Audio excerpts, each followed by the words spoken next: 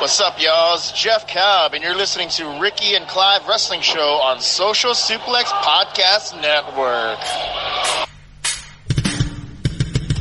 You're listening to the Ricky and Clive Wrestling Show. Listener discretion is advised at all times.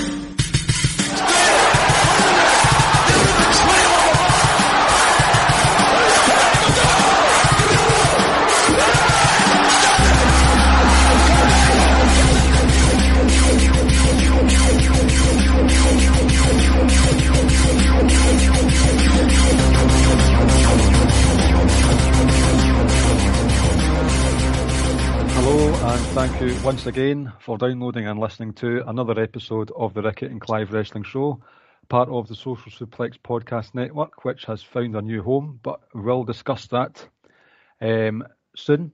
Before that, I'd like to welcome to the show our host, co-host for maybe not the whole show, maybe just a short run-in. Ricky, good evening, good new year, and good health to you. Good evening, how are you? I'm all right. I'm all the better for seeing you, said the wolf. It's been a while. It has. I mean, we spoke every day, but not actually face-to-face in a while, or Skype to Skype. Or train seat to train seat. That's it. Although, like you say, I'm probably only going to be on for about 5-10 minutes. I made it to 2020, but I've had two setbacks in the last sort of 10 days. And I was in the hospital Saturday night, Sunday morning type thing. And I only got out like way later on that evening, and I still feel a bit shit. So, and it was sucks because I was supposed to go on to One Nation Radio to review Wrestle Kingdom with Rich and James, and that was the first time one of us would have been on. And gutted we couldn't be on it. But they listen to the show, but I'll definitely look to go on that sometime soon, hopefully. Good stuff. I think personally that you just fancy the cardiac nurse or something, because you seem to enjoy your wee hospital visits. Maybe they do nice food in there or something, or hospital food is hospital food. A nice wee sponge bath. I wouldn't mind that actually. This is what a way to go. You get a sponge bath of a hot nurse and your heart explodes. And this fucking idiot Boris Johnson wants to privatise the NHS when you can get a sponge bath for free. Exactly. I would happily die that way. Our guests' facial reactions are similar to that of a seizure. The only way death would be better than that is if some woman with a big massive fat arse sat on your face and suffocated you. The only thing that would be a great way to go. The only thing that would be better than that is if Dave Mastiff shat on your big kebab shites. No, they'll be steak Fridays and Cornish pasties and stuff like that. Oh. Right, should we get round to introducing our guest, who is now making his third appearance on the Ricky and Clive Wrestling Show, Murray Bone from just down the road. Welcome back. How are you, sir? Good. Happy to be back. I'm trying to remember the last time I was on was probably end of October, I believe it was. Rans? Yeah, it was at Rans. We were taught, and I remember the main thing was the whole ACH t-shirt incident. That's right. Boy, how that's went. Yes. I definitely feel ill-qualified to talk about that stuff now, so we'll just leave that. So, if you don't mind, there's been quite a few changes to housekeeping, so bear with me for a couple of minutes, ladies and gentlemen. First and foremost, Podbean is no more with regards to the Social Suplex Podcast Network. We have moved over to redcircle.com. They are now our hosts, and as far as I'm aware, your RSS feeds have not changed. You'll still get access to these. If you so desire, a wee bit uncomfortable with it because it's like singling ourselves out from the rest of the network. But if you want a single feed so that it's just a Ricky and Clive Wrestling Show, we can give that to you. Just hit us up in the DMs. There are no more adverts for powerslam.tv, but we still want to be podcasting house husbands, so there is now a donate option if you want to either make a one-off donation, maybe perhaps to help me get a nice proper sound card to sound better than a super scoreboard phone in, or to help fund my baths from the nurses when the NHS is privatised. Yep. Or just help me because I'm a college student and I have no money. Yeah, just basically it'll be a college grant. So if you feel like making a donation, there is a link on the page, the show notes for this podcast. Basically, just give us your fucking money. Give us your money. They're still doing the t-shirts. They're still begging outside Buchanan Street. But outside Buchanan Street? Does that even make sense? It's just down the back. just into Bath Street. With regards to the sort of column side of things, I have, by the time you've read this, I will have made my return to the keyboard. In the show notes, there's going to be a link to the Rance Morris and myself's top 10 NXT Full Sail moments ever. So not takeovers, not invasions of the main roster, things that specifically happened in Full Sail. So check that out. That was a good wee conversation. And as of Thursday, I am making a return to Lords of Pain columns page. Before I was just doing the 205 reviews, but I am now going to be doing just columns on the main page of lordsofpain.net, and look out for the aptly named The Brand extension. That will be my column title, because I think it sounds cool as fuck, basically. And tumbleweeds across the screen there. Sorry, was I supposed to respond? No. Great name. A couple of shout-outs, and then we'll get on to proceedings. Shout-out to Jeremy for sorting out all this Red Circle stuff and helping me with all the admin side of things. So big up to the boss. Shout out to Sir Sam, Josh Robinson, and anyone else that we know from Australia who's having a bit of a shit time at the moment with all these Australian fires that are going on. Hopefully things sort out for you and yours soon. And a shout out lastly for Mr. Caleb Baldwin himself, who's had a bit of trouble, bit of a hard time personally. So I won't go into detail with that, but Caleb, shout out. This whole podcast is a tribute to you. Just to follow on from that, yeah. Jeremy, like I say, is like one of the nicest guys you're ever going to meet. I don't have a single bad word to say about that guy whatsoever. And then, the Australian fires, that's a fucking bring some awareness to it. It's ridiculous. Like, I saw a map, actually, of someone saying, this is what England would look like. And basically imagine just right down the middle, like from Bristol to almost like just near Norwich area, I would say, or maybe not as far out as that, but literally all the way down the middle, and the only things that were remaining were slightly just to the coastal areas, so it's fucking ridiculous. And Caleb, I was actually on the phone to Caleb, we had a 10-15 minute chat before I came on to him. Shout out to Caleb for being Caleb. And shout out to everyone. Shout out to Murray for getting a nice pair of headphones from Santa this year. You're looking suave. Yep. And we're buzzing, at least, for now. You're just buzzing with excitement to talk about Wrestle Kingdom, aren't you? Yes, I am. Because I think I was also meant to appear on One Nation Radio, but timings didn't work out, so... Well, now's your platform. So I've seen some of them. I've seen most of the singles matches. But out of the three of us, I am the least qualified to talk about New Japan, so I'm going to leave it up to you guys. Murray, do you want to give us an overview of your highlights and lowlights? You go, Murray. Well, Wrestle Kingdom. Very much enjoyed it. Brilliant. It was always brilliant as always, as I would expect. Couple of results I wasn't expecting, but... yeah, overall the show was a blast to watch. Watch both night 1 and 2. Personal moment for me was probably the aftermath of Juice Robinson versus Jon Moxley on night 2, and having Minoru Suzuki come out and basically have a stare off with Jon Moxley. I had pretty much creamed myself seeing at the thought of those two having a match. Do you echo those sentiments, Ricky? Yeah, both nights were pretty good. I preferred night 1. I was kind of expecting Juice Robinson to win, But obviously we had Moxley and Suzuki, where Moxley hit him with the dirty deeds. Was that during the G1? Was it? It was Tag League final. Yes. So obviously, so there's a reason why they ended up facing off and had a brief altercation as well.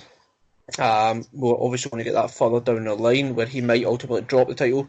As I said, I expect him to drop it to Juice Robinson, but never happened. Personal favourite match of the weekend was definitely Okada and Ibushi.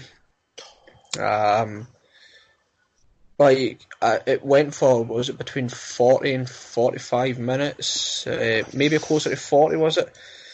It didn't feel like it, and I think that was the beauty of it. It never seemed like, nothing seemed unnecessary, nothing seemed like they were trying to prolong it and drag it out.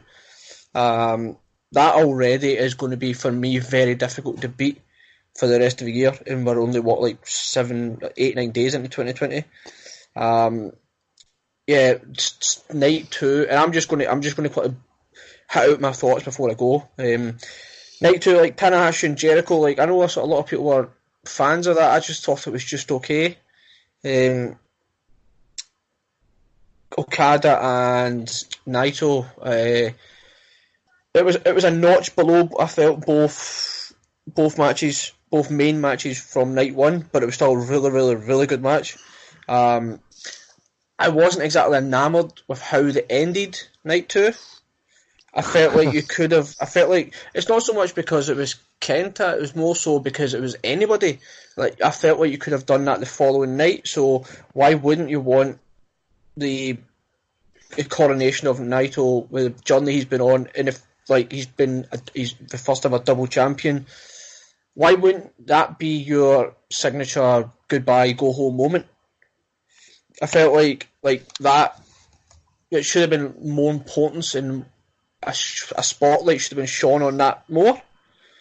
But yeah, I think, like I said, one or two little issues. Ospreay and Hiromu was excellent. That little sequence they had where Ospreay flipped out of the ring, but Hiromu moved it away and tried to hit him with a German before Ospreay dived back in, and then I feel like, for me personally, and you know this, Clive, is that I hate when there's too many flips, and I hate when people are standing around looking at someone ready to do a flip. But all of that looked like it was just instinctive. I saw him coming, I moved, and now I've landed. Now you've it never looked choreographed at all. It was a good match. Still, I probably put that as number. I thought that was the third best match of night 1. I actually had Jay White and Naito in the main event above it slightly. But yeah, like I said, overall, 2 really, really, really good nights of wrestling. And just before I go, I'm going to quickly touch on the card this weekend. Right, okay. Tyler Bate and Jordan Devlin could also be in the running for match of the year. It's going to be fucking believable. It's 5 phenomenal matches. My only reservation about the card is that tag title match. What? Do you know why? Because you've hyped it up too much? No, remember we were at Fear and Loathing? Uh-huh. And they had the same general concept. My problem is it could be too much of a clusterfuck. Right. That's my only worry. Not so much who's in it, etc. It's just end of the day, there's 8 people going to be in the ring just all at the same time. It just could be too much happening. That is my only concern. I know where you're coming from, and I do not mean to belittle ICW in any way, but the tag teams that are involved in this NXT, I'll go to my grave thinking that NXT UK's tag team division is the best one in all of wrestling. You've got 4 excellent teams that are going to. They'll know what they're doing. It won't be as much clusterfuck as ICW's, because that was 6 teams. That was way too much. In that I said this is well. Exactly, and that's just my only concern. Joe Coffey and Walter, it's going to be really hard hitting, really, really hard hitting. Personally, if Coffey doesn't win, then what the fuck do you do with him, kind of thing. And I know we're all Joe Coffey marks, like, all three of us literally adore the guy, but it's like, what then do you do? I'd like and to just not one, think about that. yeah, that says one last thing, the women's triple threat match should be good as well. And the final thing I will say, and I'm just going to go back to... You're all over the place here. No, I'll go back to the tag match. Like you did say, there's 4 really, really good tag teams. Obviously, Grizzled Young Vets are in Worlds Collide as well. I think, and maybe we can do this at a later date, and I don't know how we'll do it, but I think it's time people realised and recognised that Grizzled Young Vets are one of the very, top, very. Like, I don't mean... someone saying very, very best is quite generic. I could maybe name a couple of tag teams who I think are maybe better than them. And I mean, period, anywhere. And also, it ties into my thing I was saying where people standing around staring at someone doing a flip. See if you want to see how you execute that manoeuvre properly. Go back to last year's Worlds Collide and you'll see Zach Gibson, and I can't remember who he was taking on. Carrillo. I want to say, was it right? So you saw Gibson initially realise what was happening, but then Gibson, I don't know what he done, I don't know if he fell to one knee, but then he was like, he staggered a bit, and then as he turned round, bang, it hit him. Like, that's how you hit that fucking move properly. But yeah, Grizzled Young Vets, one of the absolute very, very best. And I mean like top 3, top 5. I can't fucking wait to see them in Undisputed Era in Worlds Collide. Oh, Jesus. Is that not semi-finals, though? Yeah, because it's... Yeah. I can't remember who the Vets are up against, but it's because it's Gallus in Undisputed Era. Grizzled Young Vets there against Kushida and a partner to be announced. So... Oh, I'll be touching on Kushida in due course. And then it's Pete Dunne and Matt Riddle there on the other side. Who else is on that side? Dev against, I think, is it not Webster and Andrews? Oh, jeez. And then it's Imperium as well. Versus Forgotten Sons. Yes. So, yep, I will take off now. And we will take over? Yes. Yes, well done, well played. But I'll be back next week, provided there's no setbacks. I'm due to go back to work tomorrow, but we'll see about that. But yeah, anyway, it was good seeing you. Yes, you too, sir. Let's get the hashtag sympathy for Ricky. We need to get that trending. Okay. We'll do our best. Anyway. We've tried before and it never worked. No, people don't care. People don't care. They don't. No. But I says I'll leave you to it, and I will have a listen to the show tomorrow morning. If I'm able to get it up, aye. Well, whether you can get up or not, that's between you and your wife in the bedroom. Let's keep it PG, shall we? Well, you said that, not me. Prickle. Right, I'll leave you to it. Right, night. Right, see you later, guys. Take care. Yeah. Right, Murray, since we're still talking about TakeOver, the only downside for me, or the worry about this tag team ladder match, is that I've hyped it up too much for myself, because I have genuine faith that this will be one of the craziest matches I've ever seen. You've got the Welsh guys, they're the high flyers, the tag specialists and the veterans, like proper revival smarts with a sort of intensity that attacking teams like the Usos have. The Imperium, who are just pure rapid and clinical and take no prisoners, and then you've got the Bruisers and Gallus, like as Wolfgang's ICW nickname is, the Regulators. They've come on leaps and bounds in the last few months as the tag champs. That formula is perfect. There's nothing that can go wrong with this, and I'm certain it'll go well. Your thoughts? My thoughts. I have recently I've not been fully caught up on NXT UK, so I'm not fully sure how what the whole story is behind most of these matches, part of the main event. Mm-hmm. But I'm a fan of tag team wrestling. I'm a fan of ladder matches. So a four-way ladder match, I cannot wait. Yep.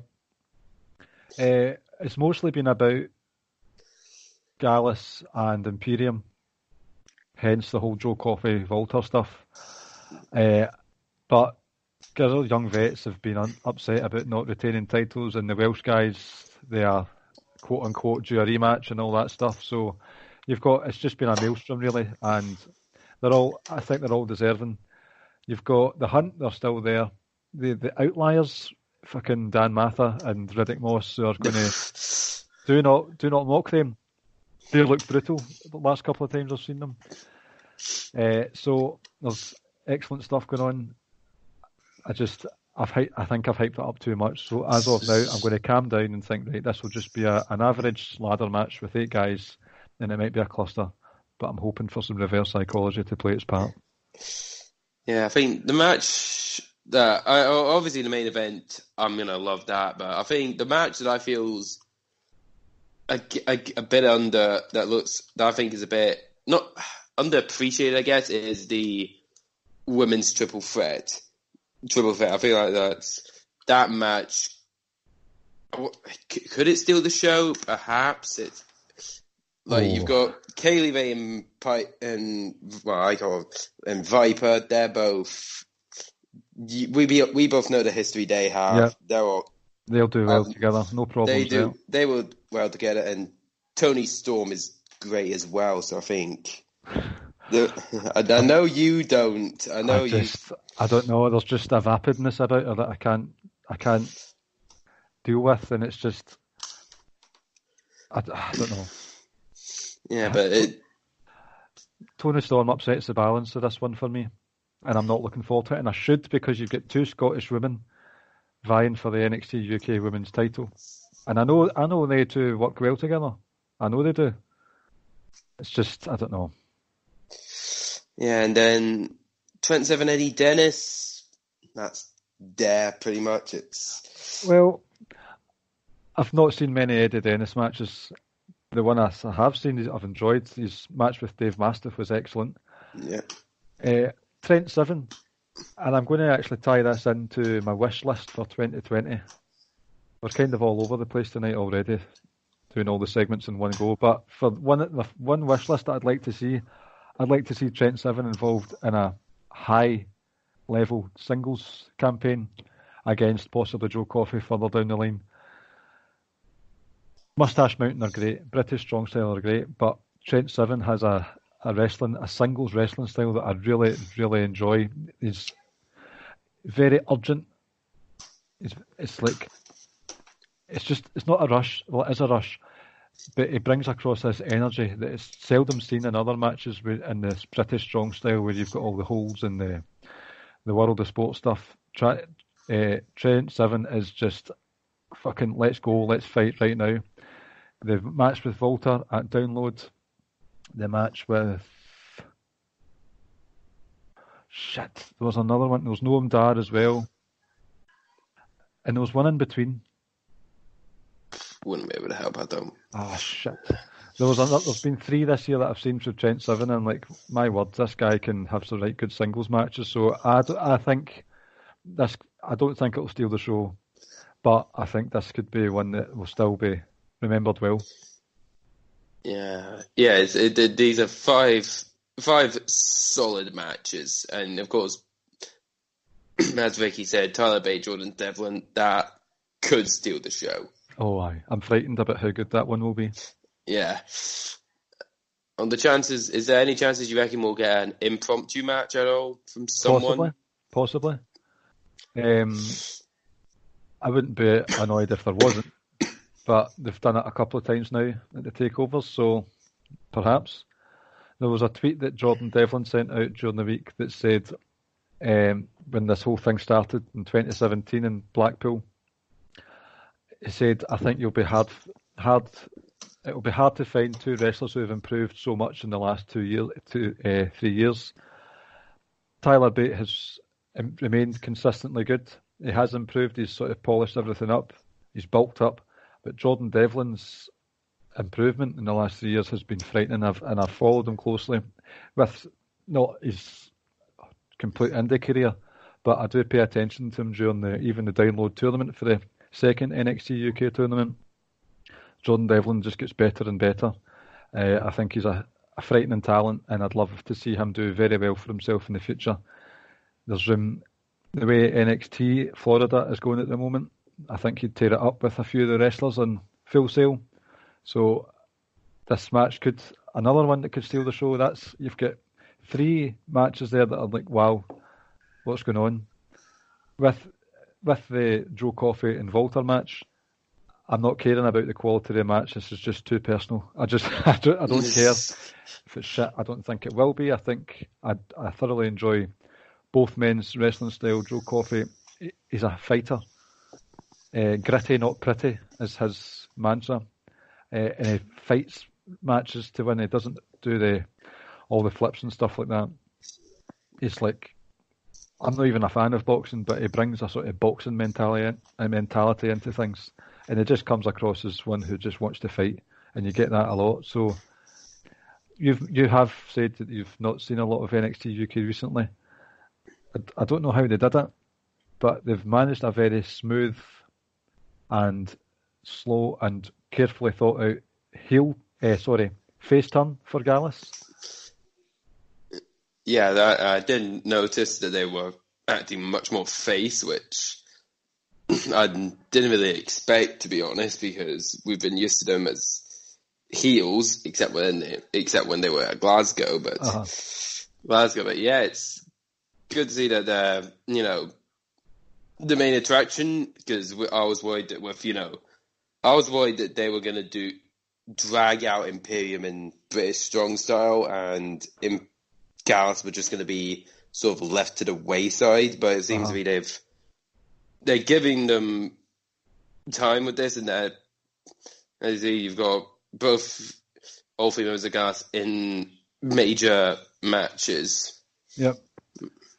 I think it all started when Mark Coffey came down and started shouting Jolly Wally, talking about Volta, and that got a wee chuckle from the crowd, and there was some Jolly Wally chants. And then while they were sort of warring back and forth, in the background you had Alexander Wolf trying to bring Ilya Dragunov into the Imperium fold, just slowly but surely saying, come on and join Imperium. And Ilya Dragunov, you could tell he was undecided, and then there was a square off, and Dragunov sided with Gallus, and I think that was the moment where it was like, right, Gallus are the good guys here. And I just think with the whole territorial divide of Scotland versus England, for Gallus to now be the guys who are cheered, it's been quite a low-key but masterfully done job. Yeah, absolutely. Right, so that's the NXT TakeOver stuff, right? Back to Wrestle Kingdom. Yeah. What's that, sorry? No, you go on. I was Are you just thinking out loud? Yeah. Right, so Wrestle Kingdom, I'm not one who watches New Japan regularly. I'm one of those casuals that just tunes in January, sometimes June, and they catch the odd G1 match, but I didn't catch any G1 last year at all. And I knew that I wouldn't be able to see it live over the weekend. That's 2 4+ hour shows during time where I'm a family man. It's just not going to happen. So it was Operation Cherry Pick and catch up over a couple of days, and I only just finished watching the matches that I wanted to see on the train home today. So I'm just about up to date. I didn't see any of the tag matches. I didn't see any of the Liger stuff. So I'm a bad man for that. Hey ho, what can you do? I've not seen New Year's Dash, but I have seen the singles matches, and I've listened to the One Nation and the Kiss guys. So, and I've seen stuff on Twitter, and I think my opinions are quite different from a lot of others. I don't know if that's just because I am an outsider looking in, and I am not emotionally invested in the likes of Takahashi coming back. I'm not emotionally invested in the Naito redemption angle. I understand it's there and I acknowledge it. It's just I've not got that connection. So that sort of stuff, that didn't add to the matches for me. So with regards to just the matches themselves, my favourite of the whole two nights was Okada. No, not Okada. Naito and Jay White. And I know that's not everyone's favourite. I just thought it was ugly, gritty, like sort of nasty. You could really tell the hatred between them. And I thought Jay White was excellent with the heel job. Both of them spitting in each other's faces. Gedo out on the outside. From my limited knowledge of New Japan, many believe that Gedo has held Naito back. So it's as if you're seeing that come to life out in the Dome, with Gedo literally holding Naito back and trying to intervene, make sure he didn't win the match against Jay White. So there was a sort of art imitating life there, which was quite cool. It just seemed like a proper fight, and it was like a scrap. And I know Japan is well lauded for its work rate stuff, and you've got the Ospreay and Takahashi work rate matches.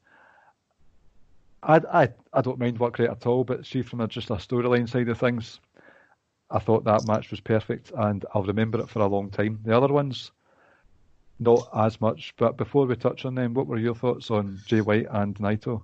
Jay White, Naito, it was I enjoyed it. I didn't enjoy it. I didn't love it, but I enjoyed it. I guess my issue was it was in between, two very good matches in Hiromu Ospreay and Okada Bushi. So it sort of got lost in the shuffle with me, but I did rewatch it by itself, and I did enjoy it. Another match that I did enjoy was the Texas Death Match, Moxley Archer. Right. Archer, I did enjoy it. My one is a minor gripe. I'm not sure if it was I don't know if you would if with all the things that were used, it was chairs, tables, kendo sticks, trash lids. I don't know if you'd call that, if that makes it a death match. Yep. Yeah, in my view, it was just if you called it a last man standing match, I would have I think I would have not enjoyed it more, but I would have, I just felt with a death match, I expected barbed wire and all. Yep. Glass. Yeah, glass.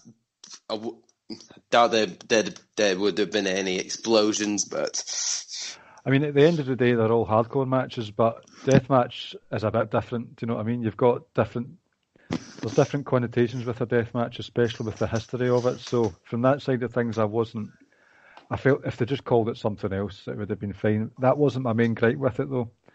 The table spot, that was very good. The plastic bag submission, suffocation, also good. And Moxley sort of capitalising on Lance Archer possibly about to botch a rope on the ropes. That was quick thinking. And I only realised after the fact from what people were saying. I think Josh was saying it on Kiss. I thought that was just part of the story. So if it wasn't, then kudos to Moxley there. But confession time. This was the first time I've seen Moxley wrestle, not including gifts, since since he was called Dean Ambrose. I've not seen anything since, right? And I've seen a lot of things on Twitter, especially this weekend. Moxley, New Japan Moxley is far better than AEW Moxley. If that's the case, then for me personally, it must be a snooze fest in AEW, because I was pretty disappointed in what I saw this weekend. I thought both matches were. I've seen that stuff done from Dean Ambrose a million times before. They didn't say to me, "This is better than Dean Ambrose. Moxley's better than Dean Ambrose." It's just a different name, and they can swear and they can throw up the middle fingers. I think the only thing that's different about John Moxley to Dean Ambrose is that John Moxley said so. And I think people want to believe that he's better than Dean Ambrose because he's free from the shackles of the big bad WWE. And I know that's not going to be a popular opinion, but I was pretty nonplussed by what I saw at both matches. I do see your point of view because like I was when I was fully watching WWE. This is before I was even watching New Japan. I was a huge Dean Ambrose fan, and I still am. So the thought of having him in New Japan it always excites me. Now. The fact you said this is the first time you've actually fully seen Moxley in a New Japan match. Is this the best match to be watching him? Is it his best match in New Japan? Definite. I wouldn't say so. He had. I can accept that. I understand. I'm being a bit harsh because it's a once and done approach, but it's just. No. God's sake. We've got a run-in from someone with Tourette's. Fantastic. No, it's a run-in from my mum. That's all right. We're happy to hear if she wants to come on and say bastard again. That's fine. But yeah, I understand from your situation, you're not a full-time New Japan fan, so you've said you've not seen anything from the G1. The G1, I think Moxley had, there were two or three better matches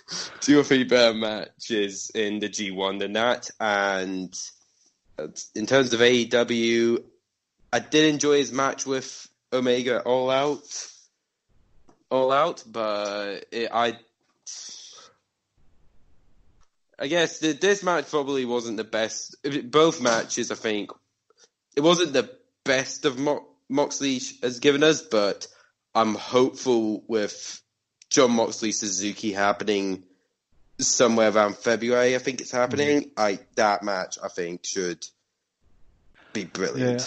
I mean, Wrestle Kingdom did enough for me to actually consider tuning into more stuff, so my opinions might not be what's going on with everyone else, especially the Jay White Okada. I keep saying Okada. Jay White Naito match being my favourite.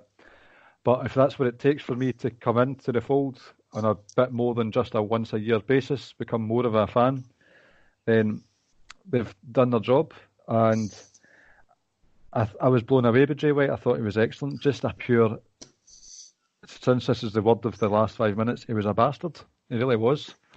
I got exactly who Jay White's character was in that match. I got exactly that story. I don't know what's been going on between them, but it felt filled with real hate, and it came across very well. It was just top notch. The other matches that I did I liked them. Were both the Okada matches. Okada versus Naito Night 2, I thought was a wee bit better than Okada versus, what do you call it? Okada versus Kota Ibushi, Night 1. I don't know, I've just seen better matches from all three men. So there's been a lot of praise heaped on them. I understand that. I appreciate them for the epics that they all were. Slow starts to them. Slow starts, and the Okada Ibushi one was a bit strange because I could see before me that it was epic. I could see before me that it was a big deal emotionally, and the stuff with Murder Kota, where he just turned into a cyborg and was just annihilating. When he started annihilating, I can't remember these fucking wrestlers' names. Okada. It was good visualising. It's as if it didn't actually, even though there was big moves like the German suplexes, the clotheslines, it didn't feel as if it had picked up pace. It felt as if they were always knackered. It was as if I was watching a last man standing match. So, I don't know, it was just a bit... I mean, they were still good. Still enjoyed them. But I got more of a buzz watching the Naito Jay White match. Were there any other matches apart from the ones that we've talked about that you enjoyed? I think that was it. Both Liger matches, of course, since I'm a bigger New Japan fan, these were Liger's last matches. I was fully invested in them. Especially the last match. It basically dawning on me, I'm seeing him for the last. I won't see him in the ring ever again. And then you had the what was it? The retirement ceremony and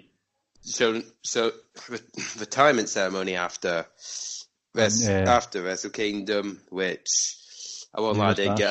I pretty much did get emotional at that point. It happens to the best of us. Yeah, which I've not. I've not been emotional in watching wrestling since probably Shawn Michaels' retirement. Right. I think it was like Shawn Michaels' retirement and Jeff Hardy winning the WWE title for the first time. Those are the only 2 times I've ever gone emotional. But yeah, apart from that, not much else to say about Wrestle Kingdom. Brilliant show. They've announced a couple of matches.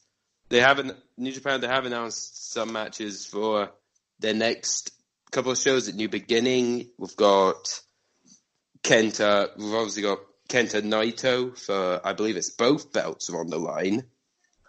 You've got Moxley Suzuki as well. What else? We've got. I believe we got about the other one singles match. It was Zack Sabre Jr. Sanada. Did you manage to catch that at all? Fantastic. Loved it. Absolutely loved it. Like, I was just sitting with a big smile on my face watching that one.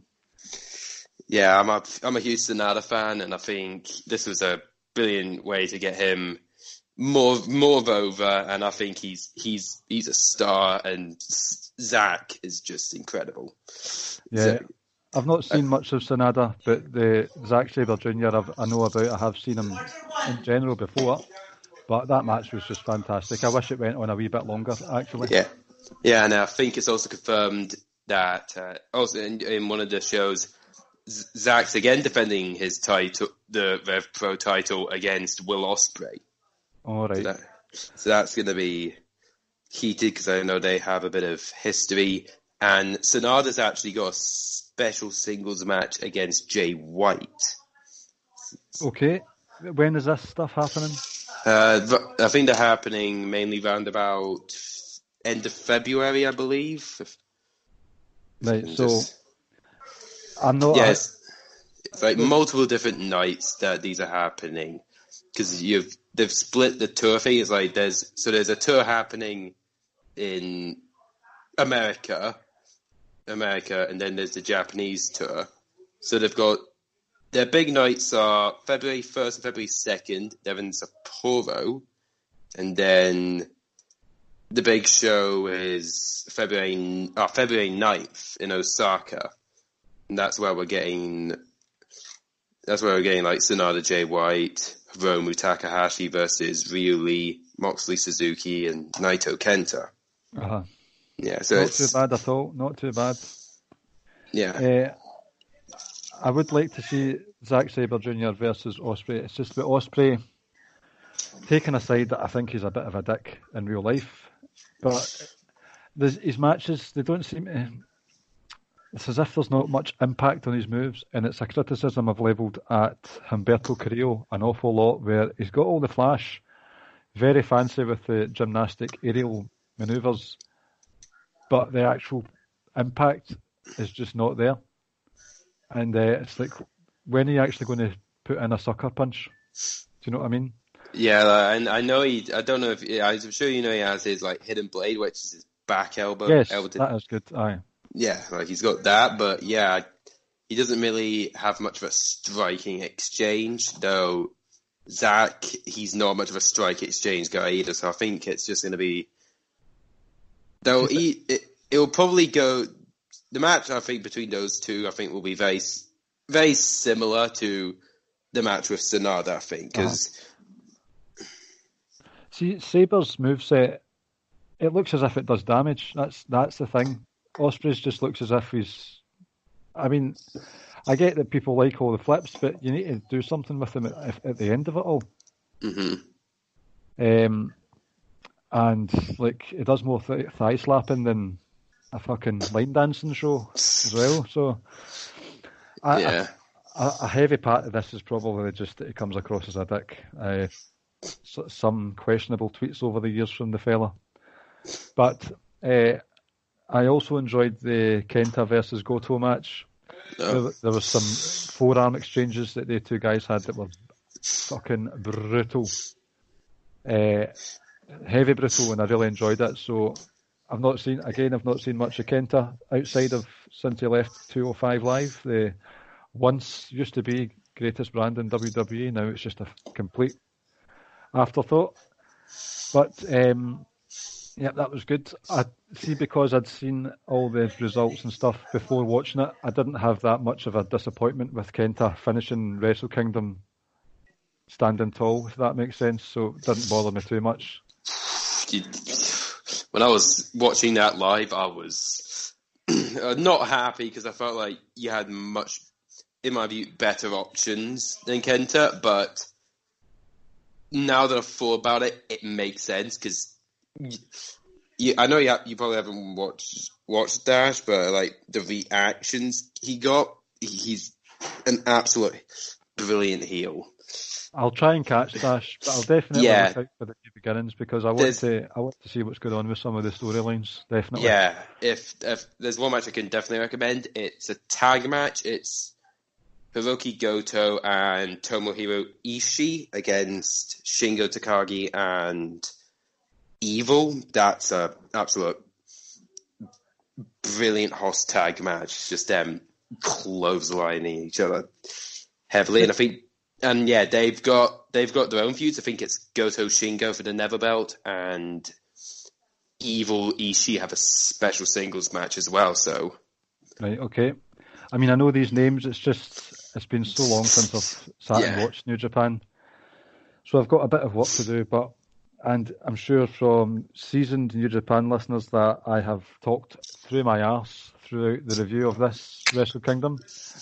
Talking from the heart, I just enjoyed what I enjoyed. I did like the Tanahashi Jericho match. I thought, even though there was quite a bit of stakes on the line with the whole, if you win this, you get an AEW title shot, it didn't feel as if it had stakes. It felt as if they were just having a laugh. But it was a good laugh. Yeah. Yeah, like, that match, and I'm not saying I'm not a fan of Jericho. I love Jericho, but I just feel I'm just not that. Since his feud with Naito, I've not really cared much for him in New Japan. Like, he's just New Japan. Yeah, just right. New Japan. Yeah, because of course I'm loving it. I love him in AEW. He's hilarious, but like, I just don't know. Like, his match at Dominion with Okada was just, I didn't enjoy it, and like, I guess my issue is that he's probably part-time, but there's not much I can do with that, because because of the whole AEW thing. But yeah, no, I do enjoy it. It was a good match. It was a good match. I do understand where you're getting with like the whole AEW thing. I didn't believe it because I just thought this is too out of nowhere. They're not going to announce a partnership at all. Like, that's going to take. You've also got the wins losses to think about, those sacred win loss records. Sacred win losses that are now resetted, which just confuses everything. All right. Yeah, they've been. But yeah, that's really it for Wrestle Kingdom. Great, brilliant. It was yeah, but overall great two nights. Dash was fun, and yeah, I'll continue. I'm going to continue watching New Japan as my main main wrestling, pretty much. That's your bay, basically. Yeah, like it's like. I hardly watch WWE now. It's like I'll watch the YouTube highlights and then I'll watch the pay-per-views when I can. Well, good man. You've got to keep those YouTube numbers driving. Good man. I like it. Yeah, like the only thing I'm watching, and of course I'll be watching Takeover Blackpool II. Like NXT and NXT UK are the main things I watch, really, in WWE. I mean, I'll go out my way for the fringe shows on the network, but there's not much in the main roster that I'm sort of invested in right now. However, there is one thing, and this commences my 2020 wish list, or restarts my 2020 wish list. I've tried my very best not to be a demanding, entitled fan, as I have evolved throughout this podcasting career. But I fucking need Andrade Cien Almas to be a scalper, like literally scalp his opponents every single week and stick them to that United States belt so that the belt is just covered in scalps and you can't even see the stars and stripes anymore. I need him to kill everyone, and I need him to just do it every week. It doesn't need to win the Rumble. It doesn't need to challenge for the title. Just keep that US title belt and fucking murder everyone for about 5 years. How do you think about that one? Yeah, Andrade's brilliant. He is brilliant. I really hope I want him to, as much as I would wanted to have hold the belt for 3 years, I don't see that happening, but I'm hopeful that he'll definitely hold it until Mania. That's what I want to see. Speaking of people I want to see with a belt, my wish list, and it's probably a bias because he's from the same hometown as me. I need a Drew McIntyre world title run. I'm still waiting. I have heard some good things. He's beginning to sort of have a bit of a babyface fire behind him. Yeah, he's doing a sort of, he's actually basically being Sean Connery, where he's been a cheeky chap and saying some dodgy stuff, but it's getting over. So, I've not seen the actual stuff, but as far as I'm aware, he's just sort of pandering to the crowd, and it seems to be working so far. He destroyed Ryder and Hawkins in a handicap squash match last week, which was delightful to hear about. So if it ends up him winning the Rumble, no complaints here. And I understand the compatriot bias. I get it, patriotic bias. Yep. You know full well I'm down for that. Yeah. So a world title, even contention for Drew McIntyre would be something I'd be into. Yeah. Any other wishes for yourself? I guess this one's more personal for me. It's probably basically go to more live shows of just anything. I feel like, because I know I've got some stuff planned. I've got, as far as I know, I should be going to the ICW Square Go. Good. Square Go. That should be ICW's version of the Royal Rumble, where it's a briefcase that you win, so you can cash in at any time. Yep, and as much as, because I know they've already announced 3 participants for their Rumble match, and I think it's Grado, Wolfgang, and Sami Callihan. Oh, fuck's sake! Fucking wanker. This is a tribute episode to Caleb, so we can't badmouth TNA guys, but that guy's a dickhead. Yeah, he is. Callahan, not Caleb. Yeah, Callahan, yeah, definitely. Yeah, I still don't understand what there was that I liked about him in NXT. I do not understand why I liked him in NXT when he was Solomon Crow. I quite liked him in Lucha Underground, but that's because he basically behaved himself. Mm-hmm. When it was, I can't remember the name of the stable he was in, but there were a bunch of undead people.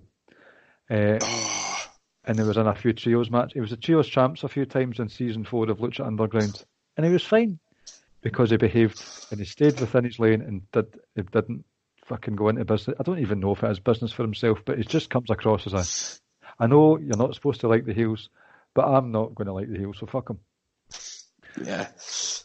And then what other wrestling shows am I going to? I've got, I guess it's ICW, but it's like, their shows they're doing all across Scotland. So you've got like Air, They're doing one in Ayr, they're doing one in Aberdeen, they're doing one in Glenross. Yeah, that's the Wrestle Experience, I think it's Wrestle Express Scotland, and it's basically yeah. a family-friendly brand of ICW, along with other Scottish companies working together. So I'm very much looking forward to that, because if it comes close to Western Bartonshire, I can take the kids, because they know I watch ICW, and it'll be good to take them to a show where you've not got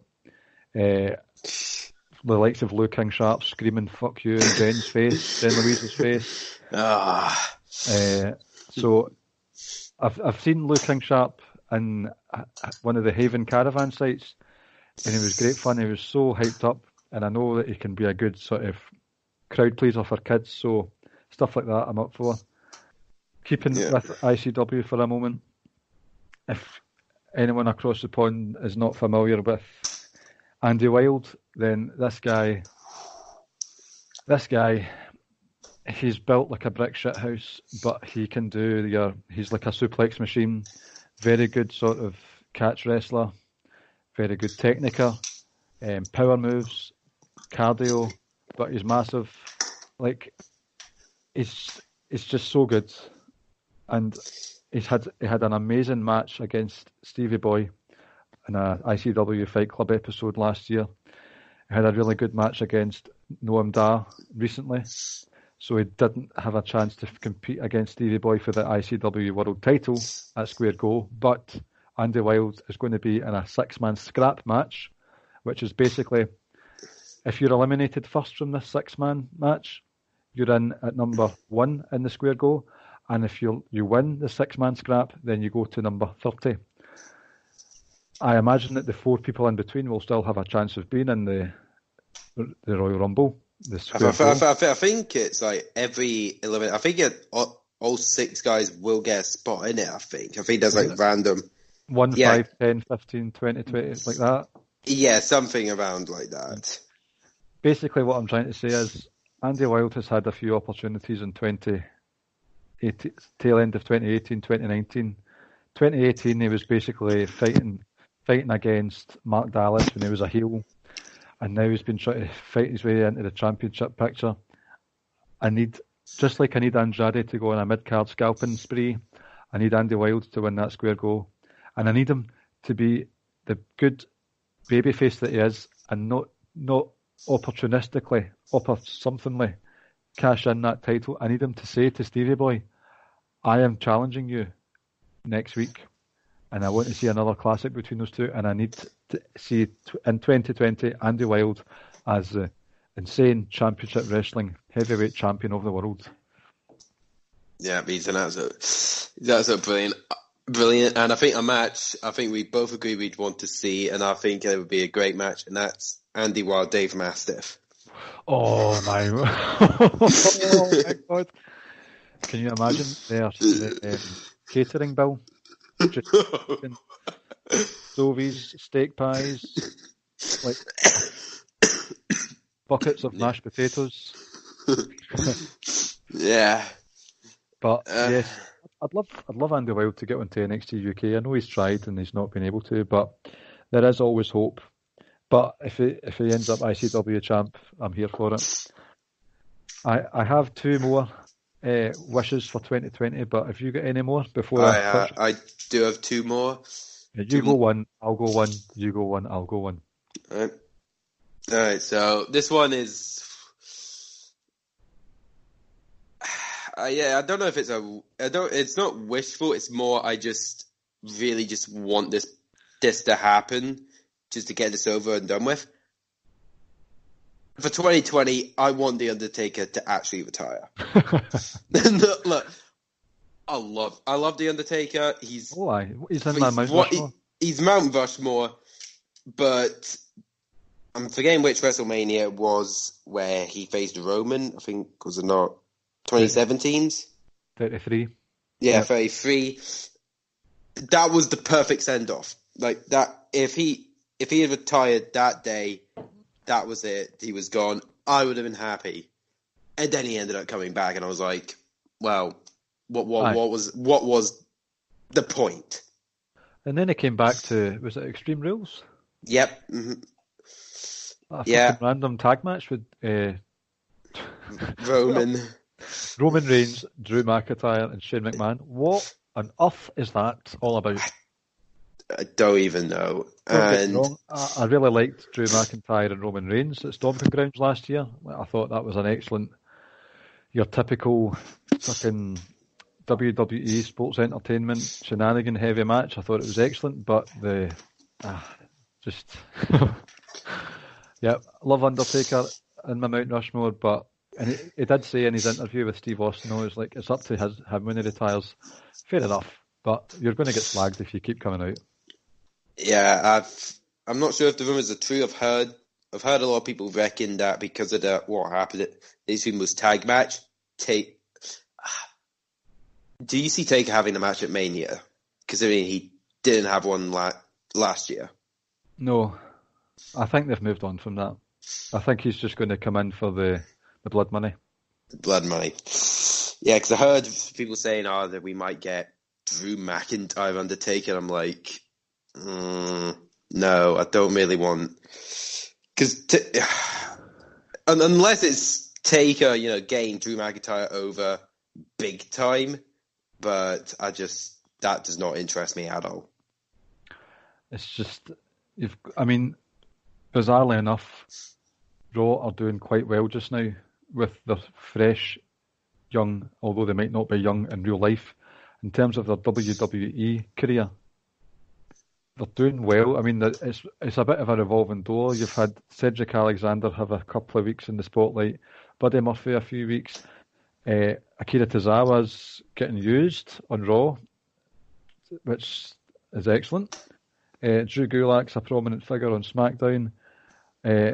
Aleister Black, they're all, it's not as if they're getting a massive push, but they're being used and they're in storylines, so there's youth, WWE youth being used, and I don't think there's as much need to have NXT guys move over anymore because of this whole USA format, so nurture those guys, don't rely so much on the part-timers, or not even the part-timers, just the old guys. And I know I've said this ad nauseum till now, so I'm not going down that road. It's been a fairly positive podcast so far. But they're doing well. Just keep doing that. That wasn't actually on my wish list. What was? I'd like NXT UK's women's division to be a bit better. I feel as if top heavy's not the word. I just feel as if their mid-card, there's not a lot of credibility to them. I'm trying to think apart from I know of who I know that's still in NXT UK. You got the top three who are fighting for the title. Then you got Ginny, Nina Samuels, Isla Dawn, Gazzy Guybert. Jazzy. And that's about it. That's all I know. You've got Ginny, who is Progress champ. Is that right? I believe so. Like, is she not like a legend in Progress? Yeah, I think she's well known in Progress. I don't think she's the current champ, but she is well known. And I feel as if I'm being a bit of a hypocrite because you've got two Scottish ladies that are in the title picture. They're in the main event scene. So obviously I'm happy with that. But it's just Nina Samuels, Ginny, Jazzy Gabbert. Isla Dawn? Isla Dawn, I think. Yeah, she's Dawn. Great wrestler, but I've seen a couple of her promos on ICW and they are... Do you remember when Kalisto was interviewed during the draft and Baron Corbin? Oh, God. Good lucha things. Yeah, well, that might have been better. Don't tell Isla I said that. No. Anyway, doesn't matter. Just I guess my question is if to try and improve the who is there that's not signed that you could bring in? Like, does not. What's happened? Shazza McKenzie was there for a while. Yeah, it was. Candy Floss. I thought Candy Floss was literally a jobber that appeared one week, but she kept coming back. I have. And the thing isn't Zaya Brookside injured right now? Oh, Zaya Brookside, I hope not. I think she's got a bright future. I do. Yeah, I love her. She's pure babyface, and I love it. I would ID her for drink, mind you, because when we saw her at the Glasgow tapings, I was like, she looks about 12. Genuinely looks about 12 years old. I would actually ID her for an energy drink. Yeah, there's someone from ICW that I'm really enjoying. It's new that I'd like to see, and that's Angel Hayes. Yes, she's very good. She is. I remember seeing her live against Viper, and it was a very fun match. Very fun, and also a bit of a comedy match because I don't know, but it was a good match. Another person I want to see, I would be. I don't know how they would use her, but Abel. Abel. She's got the ICW title just now, so let her do that stuff. I think she might be. Has she got a match for Squago confirmed? Isla Dawn, yeah. ICW's women's division isn't exactly busting at the seams either, and that has been a criticism of mine since I was watching it for the past few years. But NXT UK's women's division, I've said it twice in this podcast, their tag division is the best one going. But put that level of care and input and focus on the women as well, and that'll be two fantastic divisions. I've got no issues with the main event scene. Mid-card guys, keep doing their stuff. Jordan Devlin, Tyler Bate and all that stuff, keep it going. But that was it. What's your last one? My last one, I guess this is overall just, I'm hopeful that, I'm basing my wishes for 2020 is for the British NDC to basically recover from what happened last year, because there's been a whole bunch of closures of companies. You've had IPW closed down, you've had, I think it was Southside, Defiant / What Culture Pro Wrestling, even my local indie promotion shut down, though that was due to the passing of Lionheart. Yeah, that was Lionheart's baby, wasn't it? Yeah, and there's been a lot of promotion, a lot of the British indie scene. I know NXT UK, it's great and all, but it's beginning to look like, I don't know if it's also, I've heard people say that Brexit is another reason, but it's having both of these things, it's sort of... Brexit's to blame for everything. Yes, it is. And that... It's just the way there's companies folding, there was a company seemingly folding left, right and centre in 2019. I'm just hopeful that the British indie scene eventually... I hope it can get back, well, who knows if it can get back to the heights it was in 2017, 2018, when it was everything was just ICW when it was hot. When was it? It was when Grado became champ. Uh-huh. Yeah, that was when it was that hot. ICW is still great. I've always enjoyed it, but it's not, as hot as it once was. See, do you listen at all to Grado's podcast? I really should, but I have not. It's fucking funny, actually.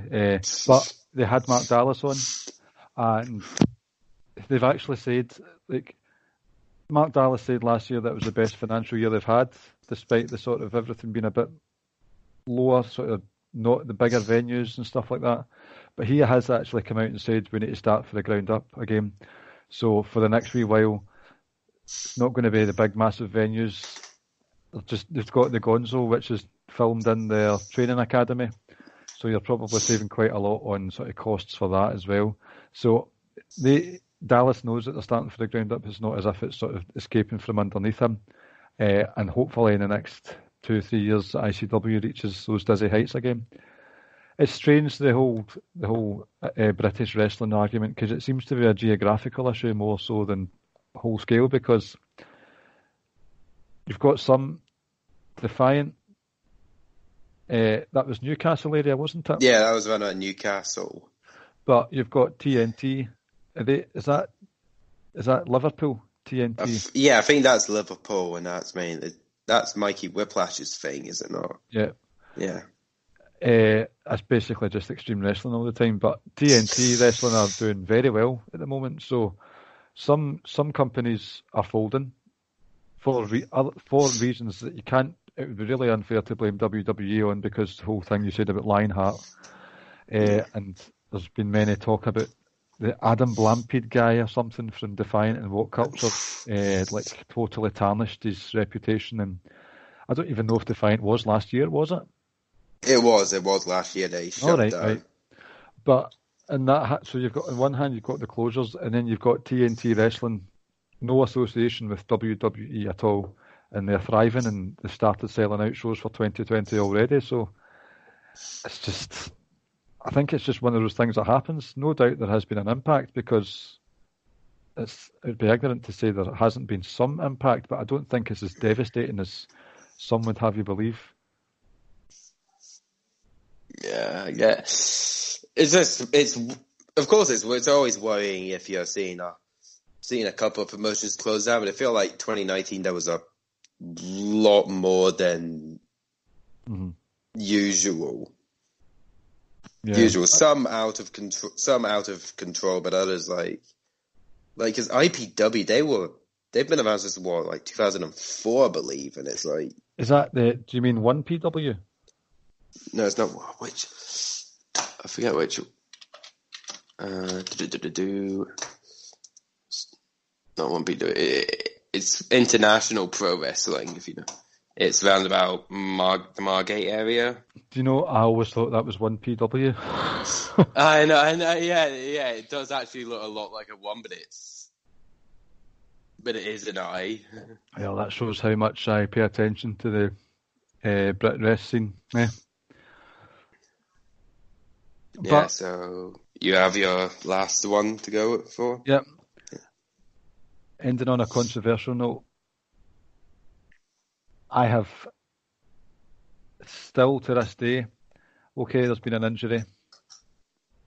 I want to see some magic from Kushida, because so far he's just a total generic mid-card guy. And this is NXT, which can turn shit into gold or shit into chicken salad at the drop of a hat. But Kushida's just been there. Random mystery opponents, being the random mystery opponent. There's nothing that he's been able to sink his teeth into.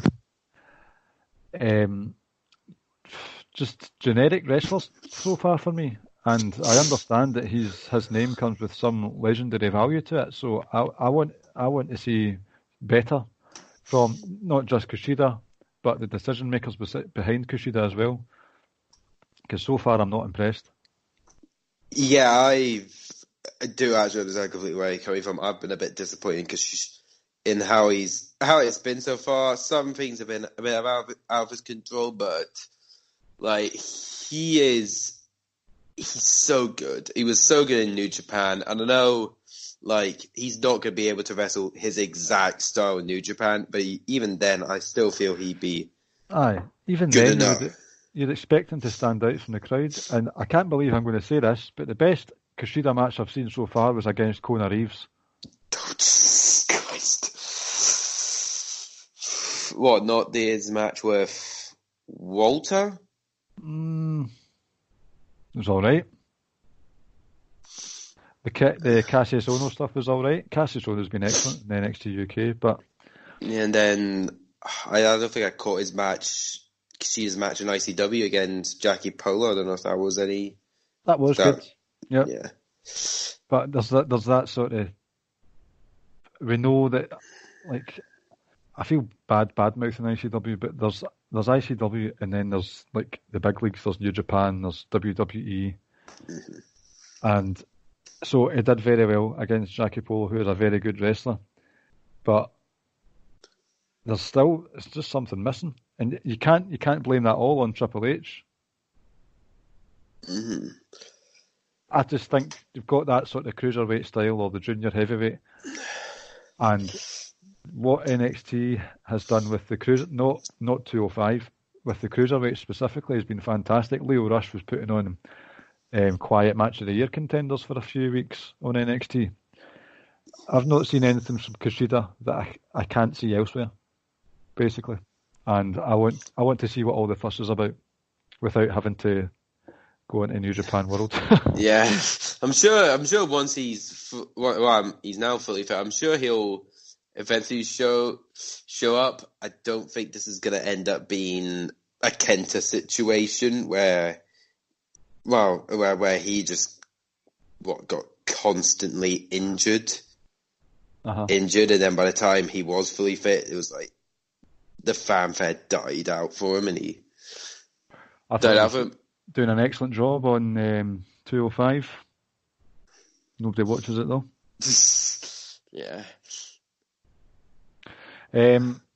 So, controversial note to finish, but that's us with the New Japan Wrestle Kingdom 14 review, the NXT UK Takeover card, some chat about ICW Square Go event on February the 2nd, tickets at ticketmaster.co.uk, and some wish list stuff, some nonsense, some serious and some personal.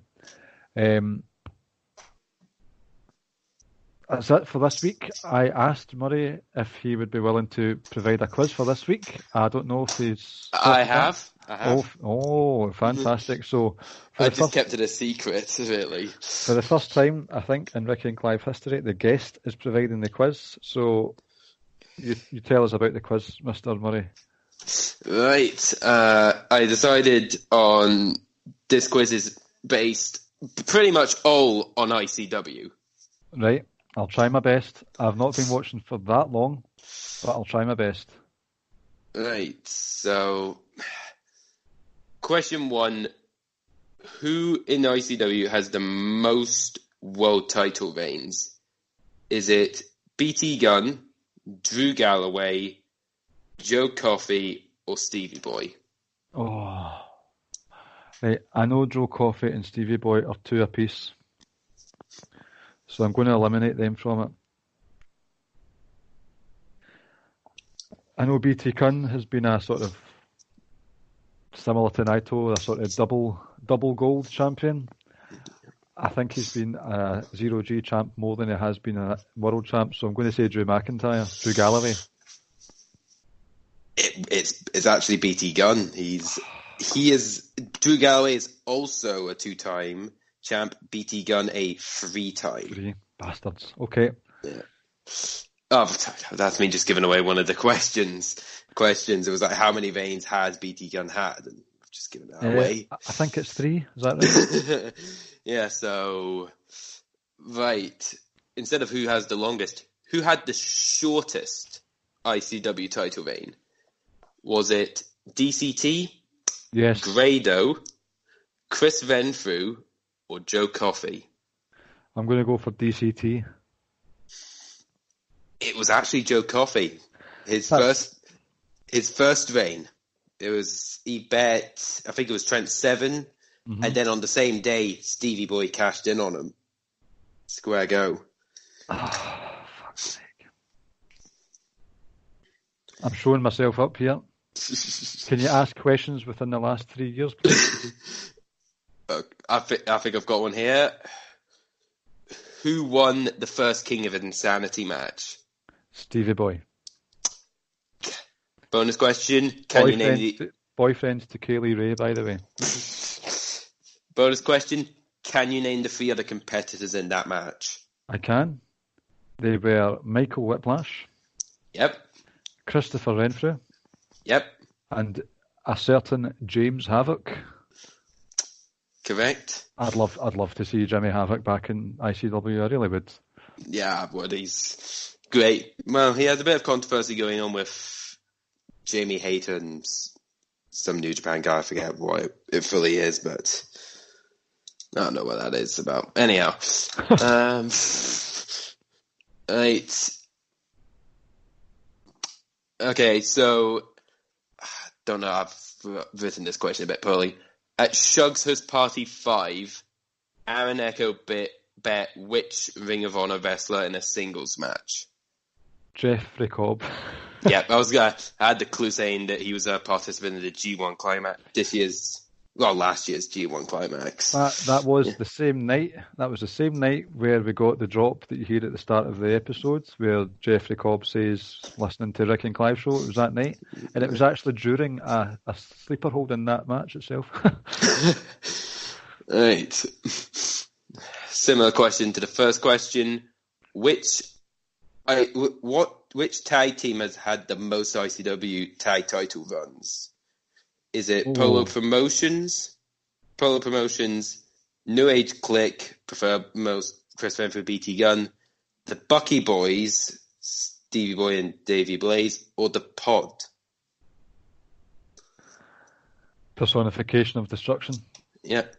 Rampage and Ashton Smith. Rampage Brown and Ashton Smith. Oh, I know the Polo Promotion were probably the longest reigning.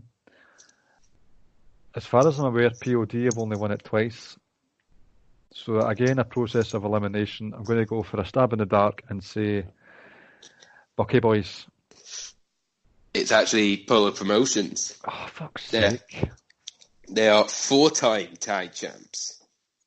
Well, I have had thoughts about doing a podcast called Insane Championship Podcasting, but my knowledge is fucking terrible, so I don't think that'll be happening, ladies and gentlemen. Right. So, this question, again, similar to... As Davey Blaze had 3 tag title reigns, 2 were with Stevie Boy as the Bucky Boys. Who's his other tag title partner? Oh. Not Davey Davey, is it? No. This wrestler is currently now wrestling on Ring of Honor. Joe Henry. Yep. The local fire. Joseph Henry. Yep. Right. I think I've got two final questions. Who became the first ICW Triple Crown winner? So they've won their world title, 0G, and tag titles. Right. As far as I know, only 2 people have done it, but who was the first? BT Gunn? Yep, it was. And in which order did he achieve it? So from first to last, what in terms of titles? Tag, 0G, World.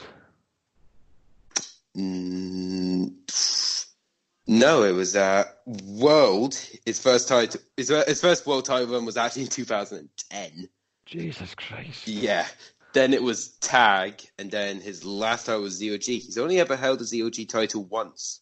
And that was when it was the double champ. Double champ. Yep. He's never really got retribution for that, has he? No, I think he lost the 0G title, and then he was like, "Yeah, I'll just keep the world title." There was a triple threat match that he got taken out of, and the match just kept going. It's just like, all right, okay. I forget who was in that match. Was it not like Kenny Williams and Mark Coffey and Jody Fleich? Jody Fleich. Yeah. Want him to come back as well? Yeah. And that's all the. Well, actually, okay. I think I've got one more I can pull out here. What former WWE Cruiserweight champion, and this is like current 205 Live format, is a former ICW tag champion? Former 205. I'm going to say Brian Kendrick. Correct. Him and Paul London held the tag belts. Yep. Oh, I'm surprised I knew that one, but I did. Yeah, Dan. Well, that's all the questions I've got. I did not bad. I don't want to hear what the score was because I'll just be embarrassing myself. I think it was about. I think I had about 10, 11 questions. I think he got. I think it was 5, 6. So I'll take that. I'll take it. I'll take that. Well, thank you for quizzing me. I've got some research to do for ICW, but I'm willing to do that for an upcoming new venture, Insane Championship Podcasting, which will never see the light of day. I'm too busy. But maybe if we get Patreon, we'll maybe consider it. Do you know what? That's a fucking great idea. Donate The link to donate to the Ricky and Clive Wrestling Show is on the show notes, along with since we're doing the plugs, let's do the plugs. Ladies and gentlemen, thank you for listening to this week's episode of the Ricky and Clive Wrestling Show, with a fleeting visit from Ricky and a stay-in from Muzza Murray. You can listen to the rest of the podcasts on the Social Suplex podcast feed, which has sterling podcasts such as One Nation Radio, Keeping It Strong Style, Grown Men Watch This Shit, Get in the Ring, and All Things Elite.